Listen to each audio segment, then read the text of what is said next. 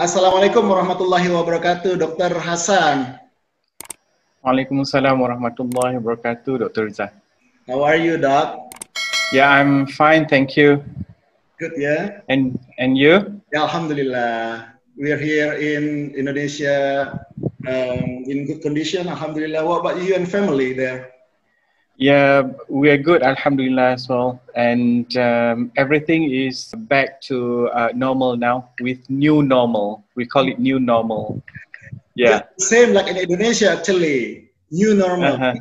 We use yes. we use that term in Indonesia just the same like in Malaysia, isn't it? Yes, exactly. Mm-hmm. So, is it okay if I ask you some questions? Sure, no problem. Hopefully it will make me more like tahu lebih jauh tentang situation in Malaysia. Yeah, inshallah. So Dr. Hasan, can you tell me about where are you working now? Is it in hospital or in university? Okay, Dr. Rizal, for your information, I am now working in the university, but since this COVID pandemic, so we were invited to join the Ministry of Health Malaysia to do a lot of what we call screening and also examination for patients of COVID-19 patients, as well as patient under surveillance for COVID-19. Yes. So we were actually divided into a few groups in the heart of Kuala Lumpur, and then we did a lot of screening for the people in Kuala Lumpur, and then for the people who just came back from overseas as well. So we did screening for them as well, and for the homeless people. Yeah. Okay. So you work in order to help your government against the COVID-19 pandemic. Yes, exactly. That's very good. So, you know, how many people actually in a day? Oh, in a day. Okay, it depends on, when we talk about number of individuals that we screen, it depends on the area. So some of the areas are very congested. So we need a lot of people, a lot of medical staff to do the screening. And then basically, in terms of screening, we have the first one is social distancing team, and then registration team, followed by a sampling team, as well as ACD. ACD is active case detection. I don't know whether you're familiar with that over there in Indonesia. So in here we have ACD, what we call active case detection. So we try to find as much numbers as we can. And also, we also have the surveillance team responsible to detect is there any positive cases in the area. Yeah. So which team that you join in? Which one? Oh, okay. Basically, we were given different tasks in different days. I've been in surveillance team, sampling team, as well as screening team as well. Okay. Yeah, and social distancing. Yeah. It was a very good experience. Yeah. Very good experience. Yeah. I love that so much. So you do love it to do that? Yeah. I like it so much. Yeah, but with the high risk, isn't it? Yeah. Okay. But we were provided with PPE, full PPE, personal protective equipments. Okay. You know, like face shield. Yes. Mask, face shield. Face mask, and then yes, and then the full suit as well. It was really hot, but it was a good experience. Yeah. How many hours usually you will spend to wear that suit actually in a day? In a day, when we go for screening, normally we'll start 8 in the morning. Okay. And then we'll finish around 2 in the afternoon.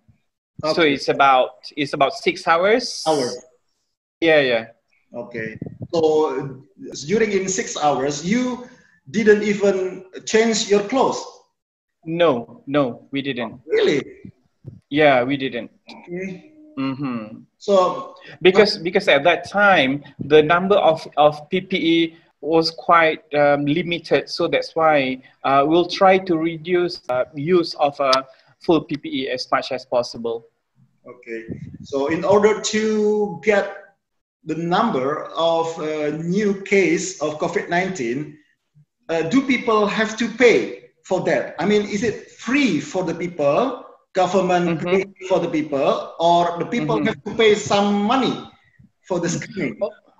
Oh, all right. Okay. To answer that question, actually, government of Malaysia provided a free screening for the people who are under surveillance. We call it PUI, person under investigation, and also PUS, person under surveillance.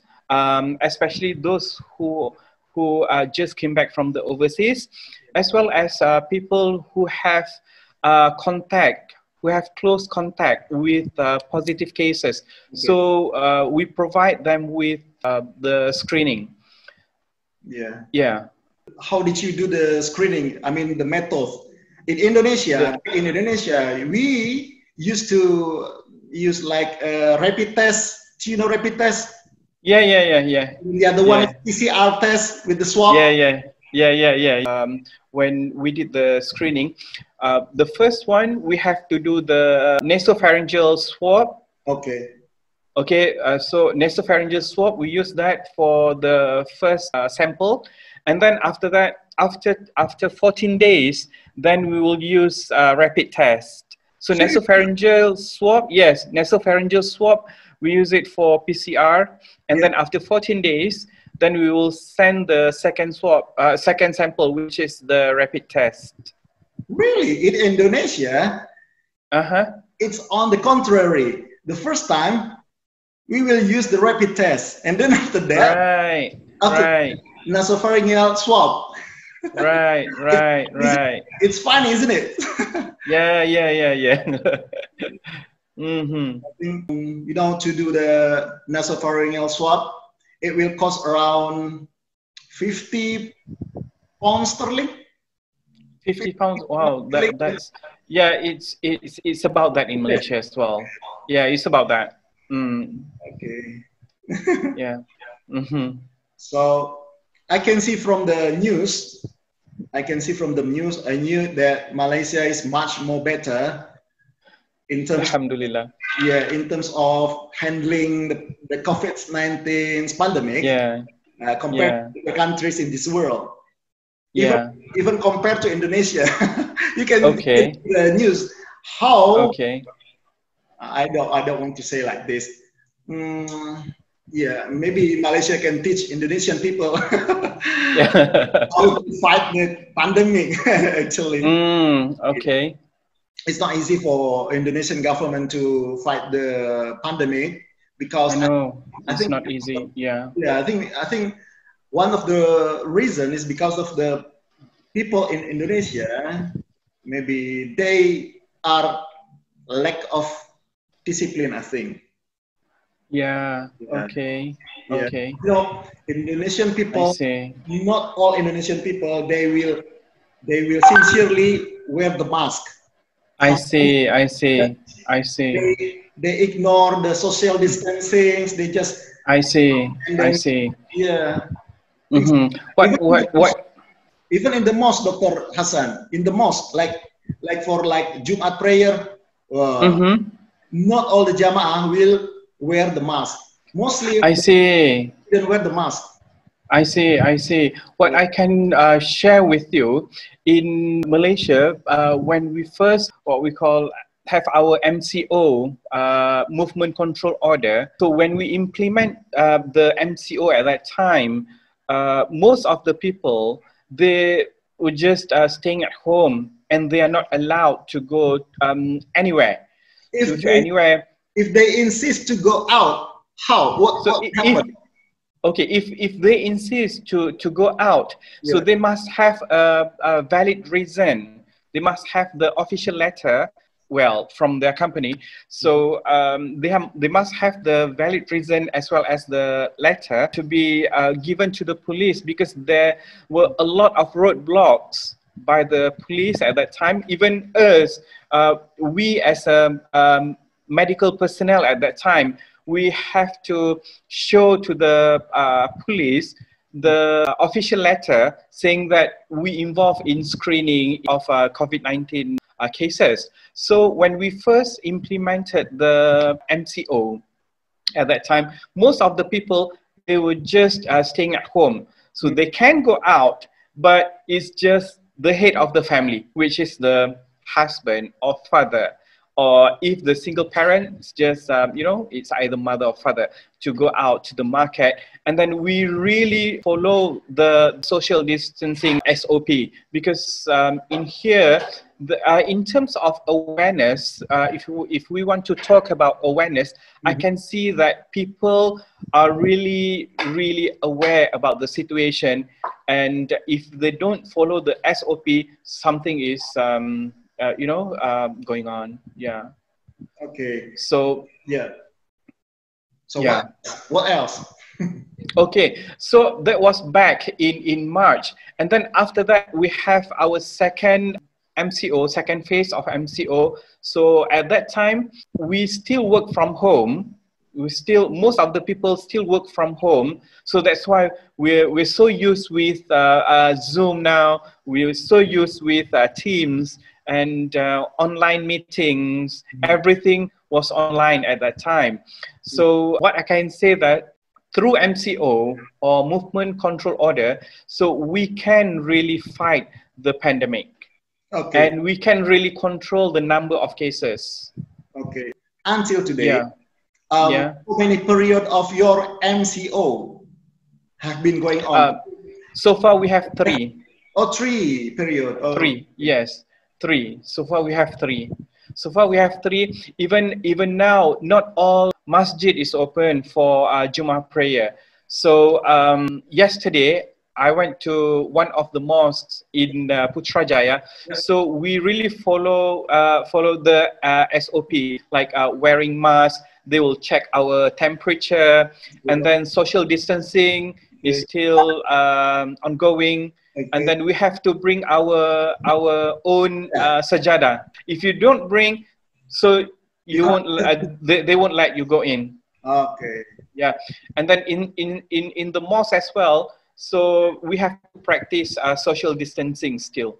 Yeah, I can see from the pictures. Yes. I can see the mosque in Malaysia. What about the supermarket? I mean, the modern superstore. Oh, the supermarket. We can go to supermarket, and still we have to follow the SOP strictly, like wearing mask, hand sanitizer, and then they will check our temperature, and then we have to, we have to write our names and our phone number as well. Just in case if at that time they have like any positive cases, then they will call us for screening again. Yeah. What about here everything is so strict. Yeah, sorry, Dr. Riza. What about the theater? I mean, pewayangan. Movie theater, cinema is still closed. If I'm not mistaken, they will open it in 15th of July, if I'm not mistaken. Okay. But still the social distancing is there, and then the screening will be there as well. Okay. And the SOP must be followed all the time. Yeah. What about the recreation? It's already open. Okay, recreation places like park and everything, now it's already open, but still they have to follow the SOP strictly, like social distancing and everything. Okay, so Dr. Hassan, how long will you work as a doctor in terms of helping your government in fighting the COVID-19 pandemic? Until when? Okay, Dr. Riza, if you ask me that question, I'm ready at any time to help my government Yeah, as long as I can. Yeah, because this is, I think this is the only contribution that we can make to our country. So that's why I personally, although the task is not that easy, I really love to do it.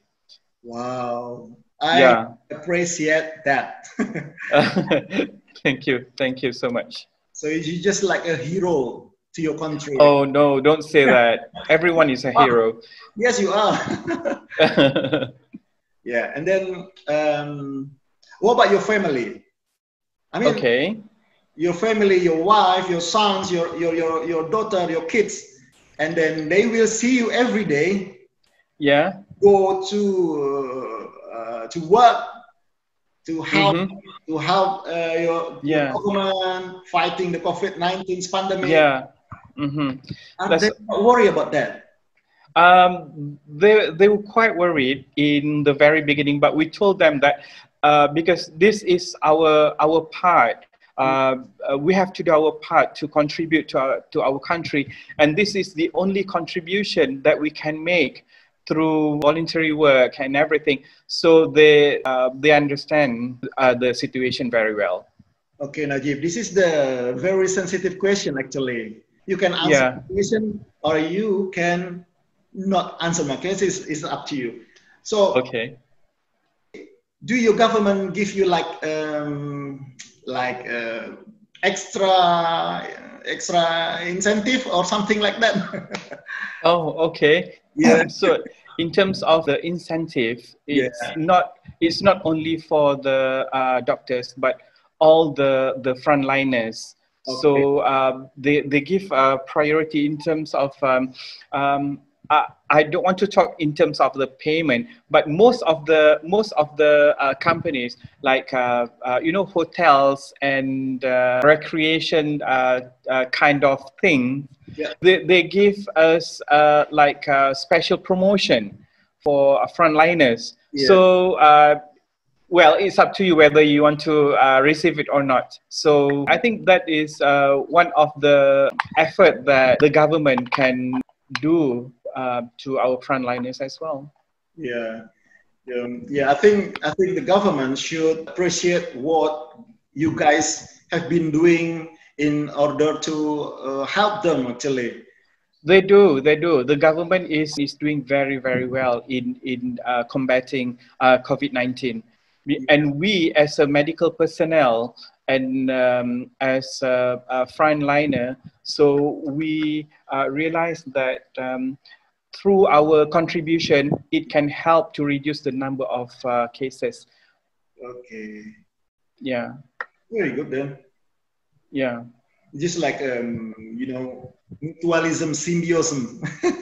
Yeah. Mutualism symbiosis. So you help your government, and then they will appreciate it with some extra benefit or something like that. Yes. It's kind of a win-win situation. Yeah. In Malaysia, actually, especially Ministry of Health, Malaysia provided with some incentives to our frontliners.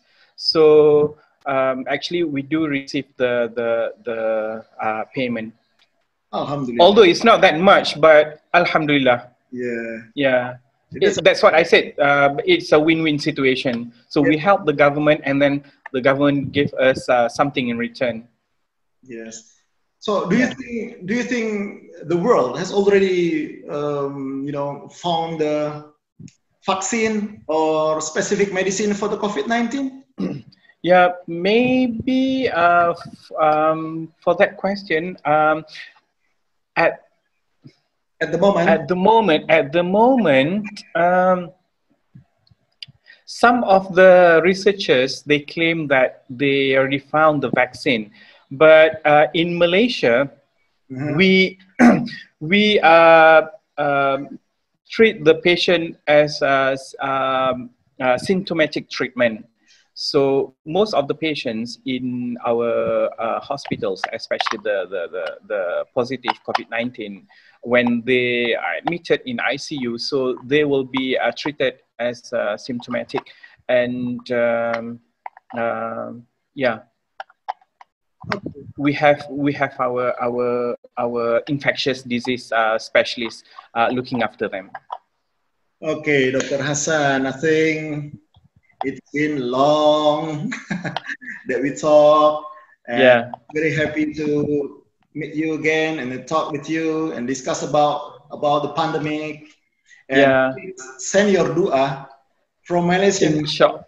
To Indonesian people. Oh, thank you so much. Inshallah, we'll pray together for the betterment of our country. Inshallah. We can understand how hard the Indonesian government to control the pandemic, because we have too many people in Indonesia. Too many people in Indonesia. So what is the next plan in Malaysia government will do in the COVID-19 pandemic? So at the moment, movement control order is still ongoing. I think the government of Malaysia will still stick to their plans in managing the pandemic by implementing MCO, because this is one of the what we call good way of controlling the pandemic, because we can see the number of cases as now going down by doing MCO. So as of now, most of the businesses, most of the companies, they already open their the businesses as usual, but with standard of SOP and must be followed. Okay. Yeah.